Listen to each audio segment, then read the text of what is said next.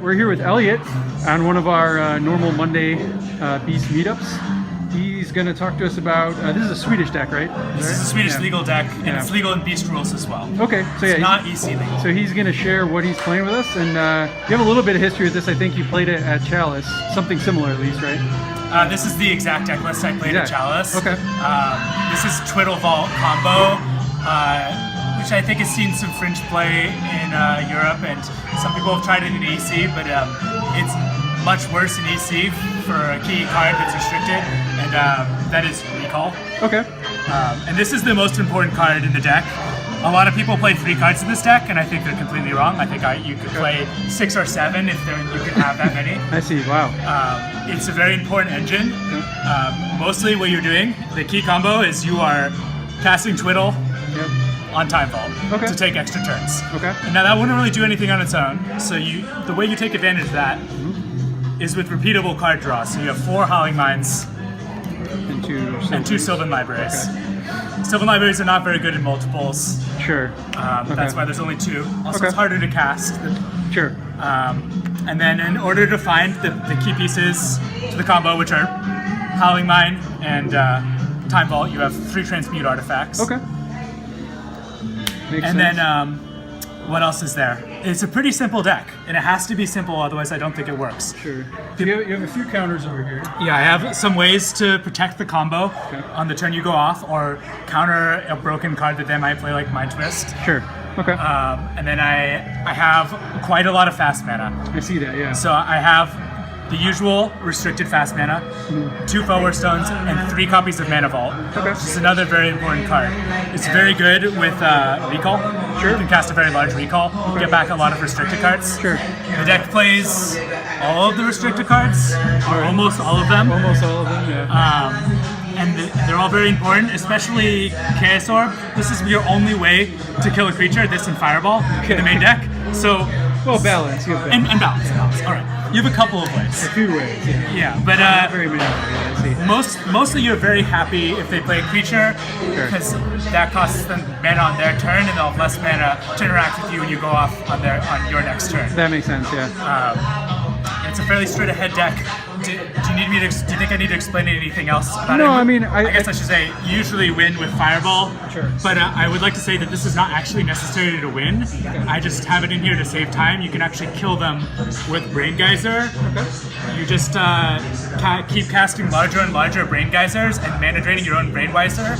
Okay. And then you use Time Twister to shuffle your library. Because once you've drawn your whole library and Time Twisted, you can play all your permanents out, and then you will keep redrawing your whole library and taking all of the turns, just because of the number of permanents that are in the deck and the number of non-permanent cards. Okay. And once these 4 recalls are exiled, you will be taking every turn, drawing all of the twiddles to keep taking the turns, and you can take every turn. Yeah, okay. And it is deterministic once you have drawn your whole deck at least one time. So you don't need the Fireball because of that, but that is incredibly time-consuming, so I decided to run the Fireball. It's also a fine...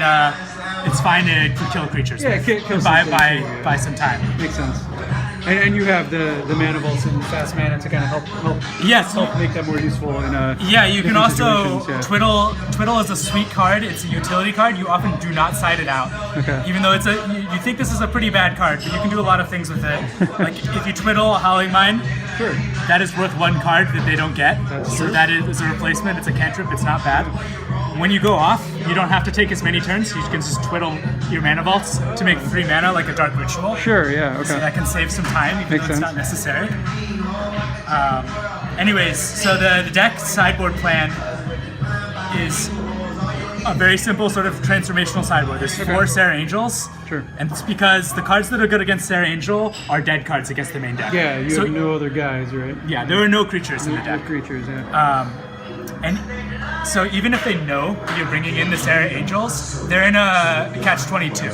Either they leave in removal, which is dead against this deck, or they side out all the removal and then you can kill them with Serra Angels. And if they hedge, then Serra Angels still good if they don't have very many removal spells. Because you have the 3 mid-deck counter spells, Mana Drain and 2 counter spells. Sure. And then you have 2 more sideboard counter spells. Okay. That makes sense, yeah. The rest of the sideboard, we have 5 ways to destroy artifacts. Okay. Because in Beast rules, Mishra's Workshop is unrestricted, and Workshop Aggro is the best deck, in my opinion, for Beast rules, and it's a bad matchup for this deck, as it is for every deck. So you need ways to hate on them, and I think just being able to destroy their artifact creatures is the best way. Because you can't play Energy Flux in this deck. Yeah, for sure. It has too many artifacts itself, that seems, as you can see. The other cards, this is a good card. It's good against the deck, because you can counter their counter spells and push things through. Blue Lentil Blast is a pretty bad card, but the deck is basically mono blue, so Red Elemental Blast is very good against you. It also can kill an ATOG, which is one of the better decks. I see, yeah. And then, as I said, the 2 counter spells. Sure. Just a solid interactive piece. Yeah, I mean, Blue Blast also seems reasonable if you want to stop a Blood Moon. Like, you only have 1 basic, right? Yes. I don't know how difficult that is for your deck to handle. I mean, I assume like sometimes you can just get yourself out of that anyway. But well, yeah. So I only really need 1 blue mana to go off. So I have the 1 island, and then there's the Mox Sapphire, of course. Yeah. So Blood Moon is very good against this deck. Sure. But it's not the end of the world. Yeah. Like the main combo pieces. Yeah, you have enough are all colorless. And if they ever play basic islands, you have Thelwar Stones also. True, yeah. But it is good. All right, so what do you think this deck has a particularly hard time against? As I said, Workshop Aggro. Okay. And anything with an extremely fast clock. Okay.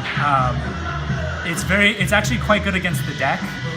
Because they're very slow, and you can just sculpt your hand until you have counter spells plus combo. Sure. You can also twiddle their lands at the end of their turn if they're trying to leave up counter magic. I see. Which it sounds bad, but it's actually quite good. It seems pretty good, actually. I like that. Yeah. It's like you don't have to play mana short. You can just play a twiddle, right? And it's kind of a and it combos with it goes with your combo, right? Like, So extremely fast decks: ATOG, Workshop Aggro. Okay.